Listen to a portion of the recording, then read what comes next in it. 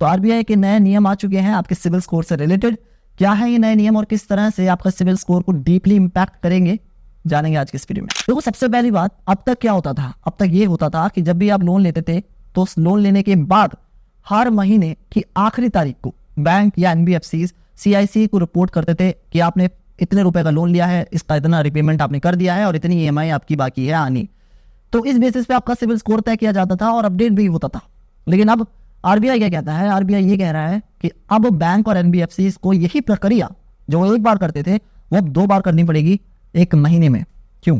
क्योंकि हमने पास्ट में देखा भी है कि कई बार डिफॉल्ट हो जाता है आपकी अपडेटेशन में। कई लोग ऐसे हैं जिनको लोन नहीं मिल पाता बिकॉज उनका जो सिविल स्कोर है वो काफी कम दिखाता है कई बार, और जिसकी वजह से उनको हाई इंटरेस्ट पे लोन लेना पड़ता है। इसी वजह से आरबीआई इस नए नियम के साथ आया है कि बैंक और एनबीएफसी को अब 2 बार अपडेट करना पड़ेगा आपका डाटा। किसके साथ करेगा ये सिविल एक्सपीरियंस। ये जितनी भी रेटिंग कंपनीज है जो आपको एक पर्टिकुलर नंबर देती हैं, और ये नंबर क्यों और कैसे देती हैं, वो नंबर इसलिए देती हैं ताकि बैंक्स को और एनबीएफसी को ये पता चल सके कि कितने विश्वसनीय आप हैं। उदाहरण से आपने कोई लोन लिया, उसकी 6-7 ईएमआई आपने बनवा रखी हैं और आपने 4-5 ईएमआई तो आपने अच्छे से पे कर दी, लेकिन 1-2 ईएमआई आपसे मिस हो गई, तो यहां पर आपका सिविल स्कोर नीचे जाएगा।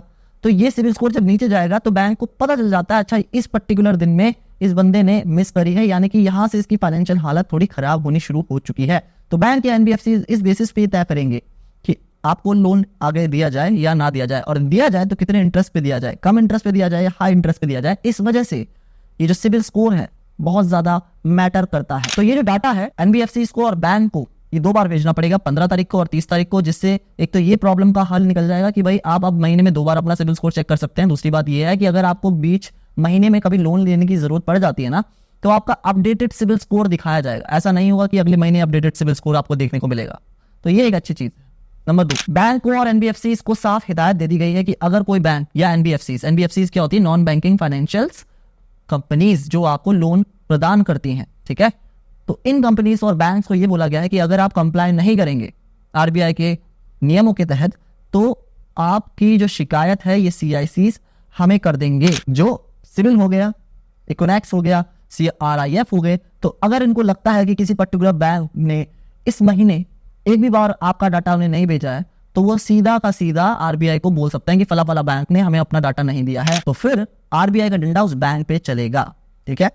तीसरी चीज, यहां पर पहले इन बैंक्स और एनबीएफसी को 7 दिन का समय दिया जाता था, जो अब घट के 5 दिन का समय हो जाया करेगा। यानी कि पहले आपका डाटा भेजने के लिए इन बैंक्स या एनबीएफसी के पास सिर्फ 7 दिन की मोहलत हुआ करती थी, लेकिन अब ये घटकर सिर्फ 5 दिन की मोहलत हो गई। अच्छा, इन नए नियमों का इंपैक्ट आपकी जिंदगी पर भी पड़ेगा। फर्ज कीजिए कि आपने कोई लोन ले रखा है और उस लोन की जो ईएमआई है, या आपने कोई क्रेडिट कार्ड से पेमेंट कर रखा है, और आपका ये पता है आपको कि जो बिल है, जो स्टेटमेंट जनरेट होता है वो 18 तारीख को होता है। आपको ये बात पता है, और क्योंकि आपने क्रेडिट कार्ड का इस्तेमाल किया है या लोन ले रखा है, तो आपको अमाउंट भी पता होगी कि कितनी महीने की जाएगी, कितना अमाउंट मुझे देना है। तो क्योंकि अब तक आप अपना सिविल स्कोर अच्छे से मेंटेन करते हैं, आपको अपना यूटिलाइजेशन रेशियो जो है वो नीचे दिखाना होता है इन क्रेडिट इंफॉर्मेशन कंपनीज को, तो आप क्या काम करते थे, आप 18 तारीख से पहले यानी कि स्टेटमेंट डेट से पहले ही अपना बिल क्लियर कर देते थे।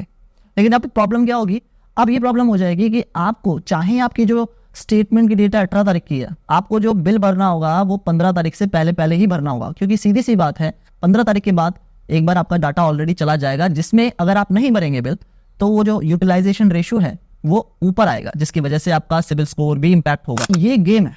अब जैसे गेम के रूल्स हो उसी तरह से आपको गेम खेलना है, और रूल कौन बनाता है, आरबीआई भाई। तो आरबीआई ने रूल बना दिया ये, तो आपको थोड़ा सा स्मार्टली खेलना है।